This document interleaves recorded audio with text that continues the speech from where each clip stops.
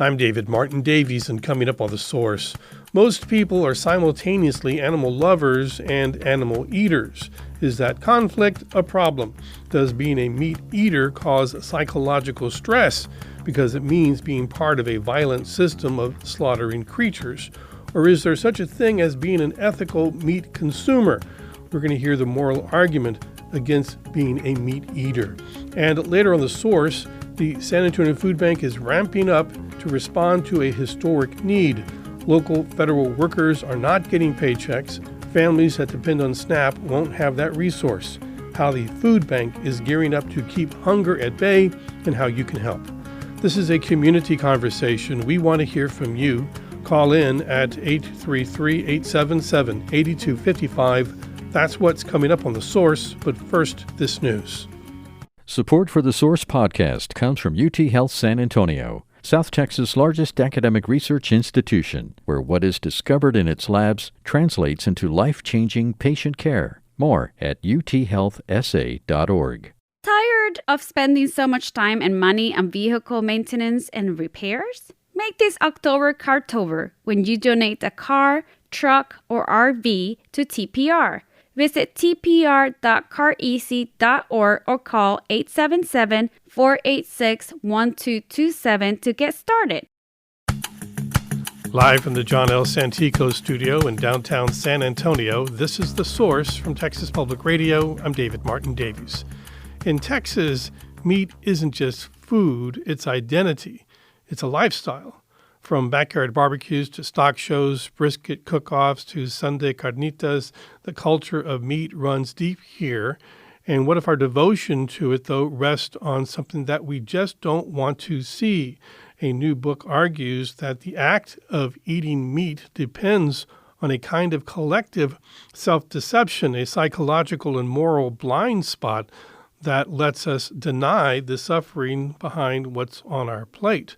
Philosopher John Sanbonmatsu, a professor at Berkshire Polytechnic Institute, calls this the Omnivore's Deception. His new book is The Omnivore's Deception, What We Get Wrong About Meat Animals and Ourselves. He explores how we build elaborate moral and cultural systems to hide the violence of animal agriculture from ourselves, even as it contributes to climate change, deforestation, and the suffering of billions of sentient beings each year. And John Sanbonmatsu, welcome to The Source. Thanks so much for having me, David. So these are fighting words in Texas. So yeah, imagine. You believe, correct me if I'm wrong, that humanity must end all animal consumption and abolish the animal economy entirely, right?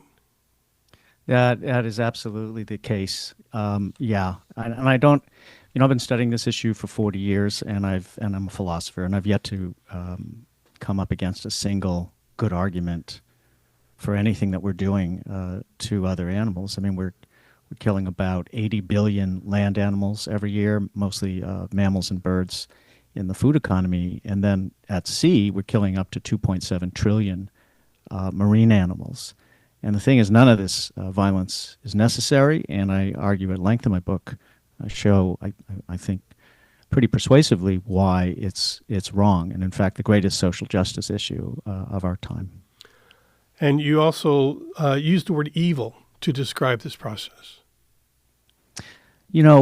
If you read around these issues, like the meat economy, animal rights, veganism, and so forth, I think there's a tendency to trivialize what we do to other animals. But as I explain, the kinds of harm that we routinely inflict on all of these beings, as you said, sensitive beings, if we were enacting these kinds of harms against humans, we would describe them as war crimes, atrocities, or even genocide. And I know those words may seem really strong, but given that we're putting animals, even on our organic farms and gas chambers, baby pigs are picked up by their hind legs if they're not growing fast enough, and their brains are dashed in. I mean, I could give so many examples, and this is just the routine stuff. So I think it's, typically at the most people think, well, maybe there's some ethical issue here, or maybe it's wrong. But no, I argue that it is a form of radical evil. It's as evil as anything that we do to one another. Well, listeners, if you think that's correct or incorrect, you want to challenge that, give us a call, 833-877-8255, 833-TPR-TALK. So obviously the title, Omnivore's Deception, you're working off another book, Michael Pollan's book, The Omnivore's, was it the... Dilemma. Dilemma, that's correct. Okay, so, and he's arguing that there is such a thing as clean meat and ethical meat consumption, and you're saying that's just not. He's being deceptive. Yes, I mean there are different forms of deception. Really, I take up in my book. The most obvious is what the meat, egg, dairy, fishing industries do to propagandize us, to keep us addicted to these products, which are contraindicated with survival on this planet. Just the most destructive ecological force on the earth is animal agriculture and fishing put together.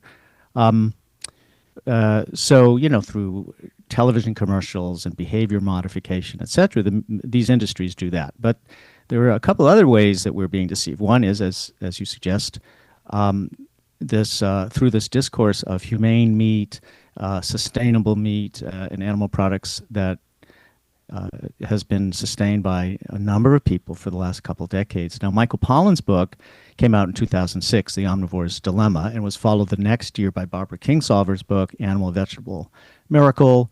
I'm sure that your listeners are familiar with Temple Grandin. She's another contributor to this discourse. And the idea is that if we just have smaller farms and we treat the animals well, there's no moral problem.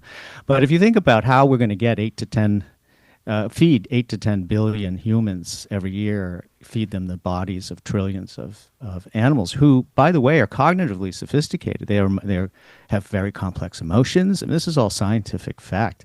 How we're going to get billions and trillions of animals to wind up dead without causing them extreme violence and suffering it's simply ludicrous. So yes, I spent a few chapters taking apart this myth of humane meat and regenerative animal agriculture and so forth. And then finally, there's self-deception involved, which is to say what the French philosopher Jean-Paul Sartre called bad faith, which is simply that we don't want to acknowledge the terrible harms that we're inflicting, and quite in, I want to say, quite in conflict with, or contradiction to, our usual sensibilities. I mean, most people who eat animal products think of themselves as animal lovers, or at least they don't want to inflict harm on other sensitive beings, and yet they're participating in the system. And so they come up with all these rationales to defend their choices. But as I say, I don't believe those choices are defensible. Well, I mean, I'm hung up on the deception issue. I think that is really the point that we ought to discuss. Whether Sure. or not people decide to eat meat or not, that's something that, people are going to do. But I think we can talk about how aware they should be about the literal making of the sausage. That's, typically that people, they want the sausage, but they don't want to see how it's made. But if we inform people, this is where your meat comes from, you pick it up at the grocery store in this nice, clean little packet. They don't have a picture of Elsie on there and saying this was the animal that this meat came from. You should know more about, how this meat came here. Do you think that would make a difference?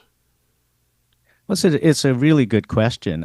It would make a difference, but it wouldn't be decisive. And the reason is from birth, we're acculturated to think of other beings as our inferiors and to see their lives as essentially worthless. Now, that may sound like a strong statement, but we couldn't be killing trillions of animals every year unless we thought that they were worthless. So, like if I show my students films like Meet Your Meat, which I recommend, some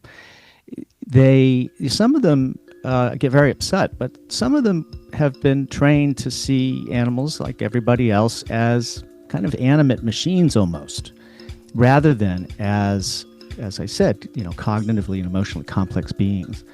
People don't understand or realize or want to realize that cows, chickens, pigs, and so forth are just as intelligent, just as emotionally sensitive as our own cats and dogs. We have a kind of anthropocentric and narcissistic view of cats and dogs that somehow they're special, and their consciousness is special. But it's not the case. Right. So we'll it isn't. talk more so about it that. We isn't- got to hit this break. Yeah. We'll get some callers. Jimmy and Jeff will get you on the air on this conversation. We come back. The Omnivore's Deception. John Sanbonmatsu on The Source. When we come back, stay with us.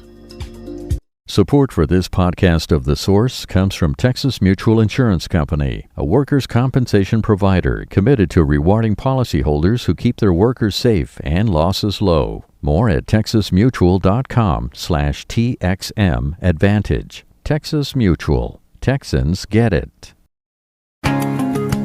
You're listening to The Source on Texas Public Radio. I'm David Martin Davies. Millions of Americans see themselves as conflicted omnivores, worrying about the ethical and environmental implications of their choice to eat animals, yet their attempts to justify their choices only obscure the truth of the matter. We're speaking with John Sanbonmatsu. His new book is The Omnivore's Deception, What We Get Wrong About Meat, Animals, and Ourselves. And let's go to a caller, and the number is 833-877-8255. And Jimmy, you're on the air. Jimmy, go ahead. Thanks for taking my call. I would ask your guest if he was sitting face-to-face with a Holocaust survivor, like one that I've had in my family, would he equate that person's experience with what a dairy cow goes through to put, a glass of milk in my fridge? And secondly, how does he answer the question that the vast majority of these animals would not exist but for their preparation for food? And I'll take my comments off the air, or the answer off the air. Thank you. All right. Well, Jimmy, thank you for that question. And John, I know that your father, he was in the Japanese internment camps here in the United States, and Yes. your mother is Jewish. So Yes. this resonates. Yes. And I understand where Jimmy's question is coming from, and I share his sensitivity. I mean, I teach genocide studies partly at my workplace. I've written on the topic. And I've studied fascism at length. I am not the first person to compare what we do to other animals, by the way, to genocide. One of the first people to do that was actually the great Yiddish writer Isaac Bashevis Singer, who won the Nobel Prize in Literature. And it was Singer who compared in a story that was published in the New Yorker decades ago called The Letter Writer. He compared what we do to animals to an eternal Treblinka. Treblinka, of course, being one of the most notorious of the Nazi concentration camps. Jacques Derrida, one of the most influential philosophers of the 20th century, French philosopher, also spoke of our genocide against other animals.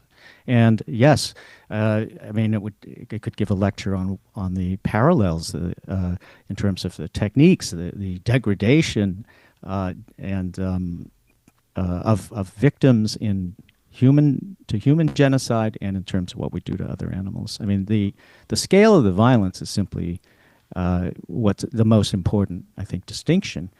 So the reason that we get upset when we hear someone like me say, "Oh my goodness, it's what we're doing to animals is similar to genocide," the only reason we get upset about that is because of how worthless we think other animals are. And I talk about that discourse of worthlessness and how the Nazis, for example, in the T4 euthanasia program, they began murdering disabled children and adults. This was before the Jewish Holocaust got underway, on grounds that there are certain forms of life that are simply worthless and you should give them a humane death. And we find the same discourse being recycled today by Michael Pollan and many other critics. So, I mean, the thing is, though, animals...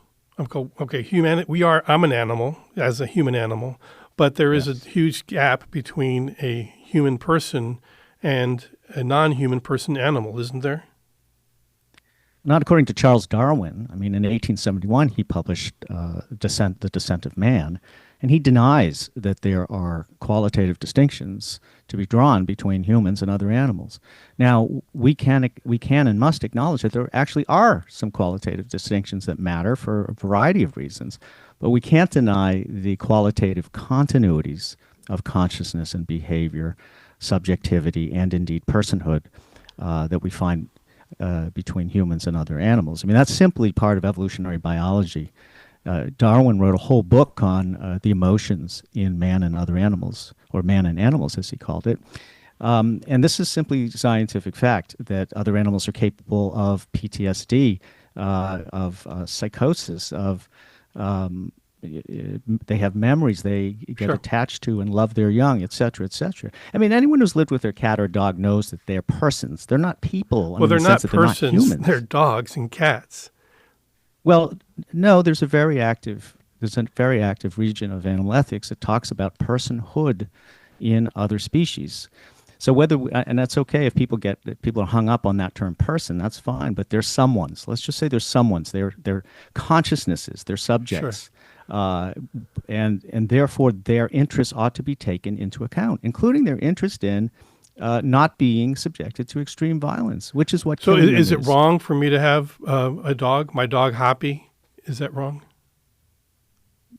How do you mean? Is it? I mean, I have a dog. Yeah. I take care of him. We go walking together several times a day. I mean, Sounds he's lovely. not free and running through the woods, but he's my pet.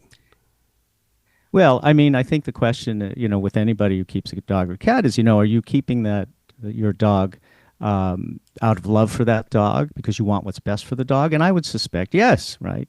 That's different from raising your dog in order to kill your dog and skin your dog and take the fur of your dog, right? I mean, because your whole relationship would be one of instrumentalism, of domination. So that's a good model, though.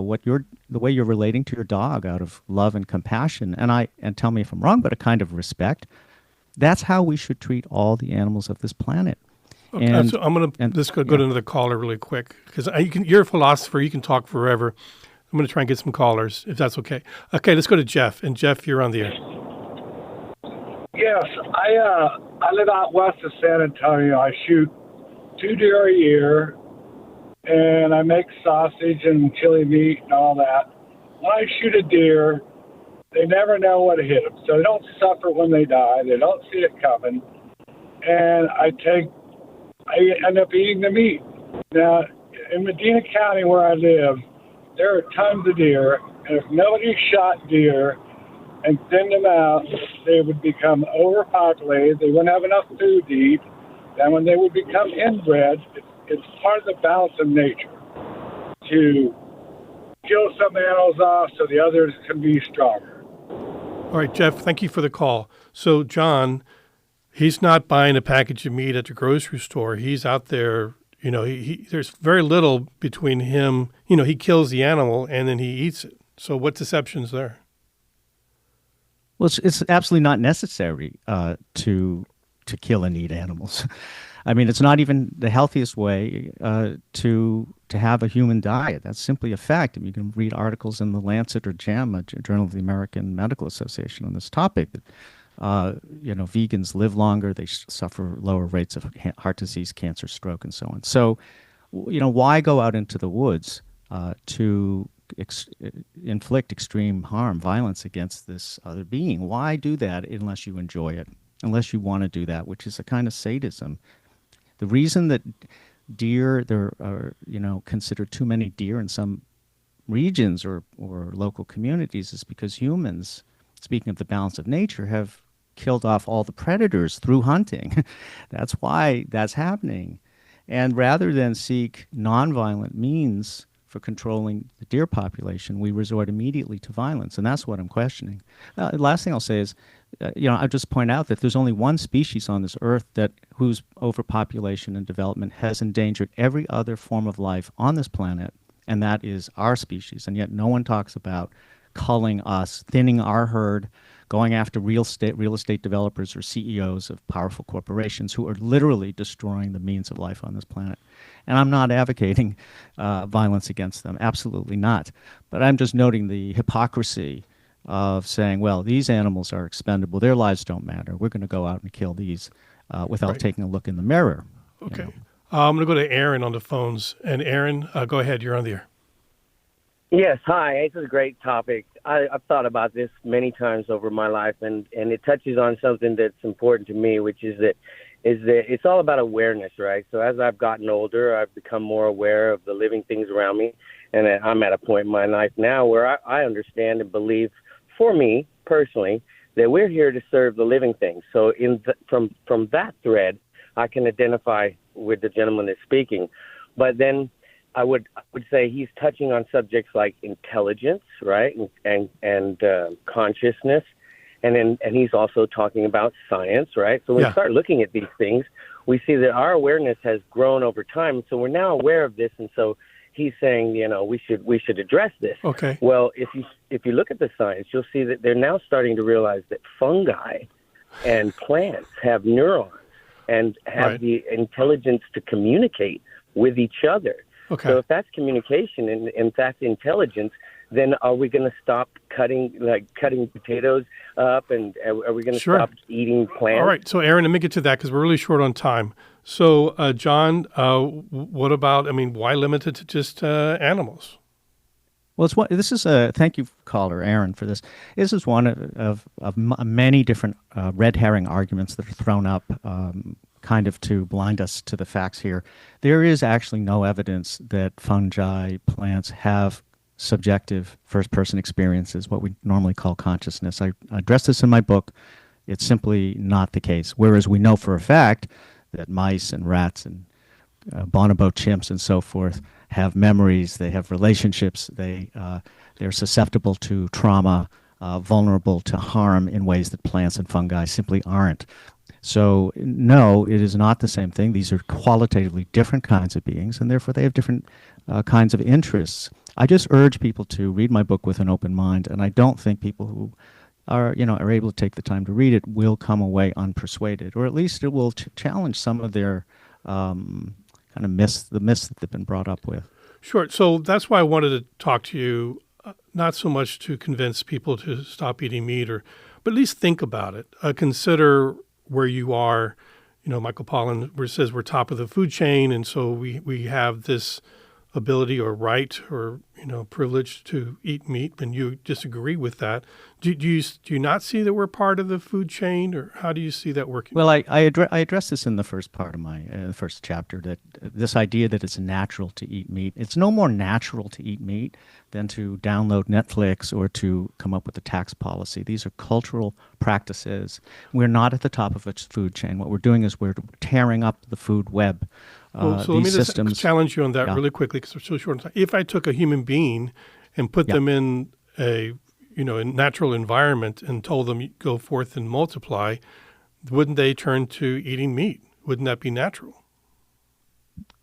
No, there are many different things people would do in situations of desperation and deprivation. It's what we call lifeboat ethics, right? There are people, cannibalism has been practiced in many human cultures for thousands of years. That's not a reason. Just because we can naturally metabolize human flesh isn't a reason to do it, to kill and eat our neighbor, right? So, no, there's nothing. Jane Goodall just died. Was she unnatural for being a vegan and advocating universal veganism? Was Leonardo da Vinci acting unnaturally by being an ethical vegetarian? Or Tolstoy, or all these other people? Yeah, we all watched Paul McCartney the other day here in San Antonio. McCartney for sure. Yeah, and I don't think this should be a choice. You're saying, well, it should be left up to the individual. Well, in a certain sense, no, because in the same way that I don't think that assaulting people should be left up to the individual. That this is a great crime that's occurring, and we need to re-examine it not as individuals, but as a society, as a species, and say, look, there's a better way to live on this planet than by committing mass violence against billions, trillions of beings every year. It simply is a better way to be a human being. Do you see this idea actually gaining traction? Do you think that this movement will catch on?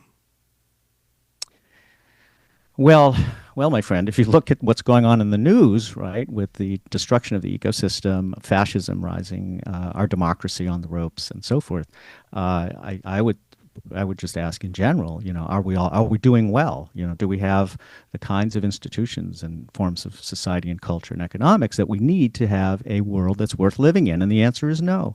So I'm a pessimist for a variety of reasons on this issue and others. But what I'm saying is this is a critically important issue, and it's tied in with all these other issues. It's not an accident that MAGA is all over the quote carnivore diet. that in the manosphere they talk about nothing but eating meat as a form of masculine virility. Red meat politics, we hear about that all the time. Yes, red meat politics, yeah. So these issues are tied together, and at the bottom of it is the idea of natural dominion, natural domination. Men are meant to dominate women. Certain races are meant to dominate other races. We're meant to dominate and harm the other beings of this earth. These are ideas. They're bad ideas. They're anachronistic ideas. They've been around, kicking around for thousands of years. So we need to let go of them. Oh, we need to think about ideas. Let's just talk about ideas, so at least. John Sanbonmatsu, thank you so much for talking to us today. The Omnivore's Deception, What We Get Wrong About Meat, Animals, and Ourselves. That's The Source on Texas Public Radio. Thanks for listening.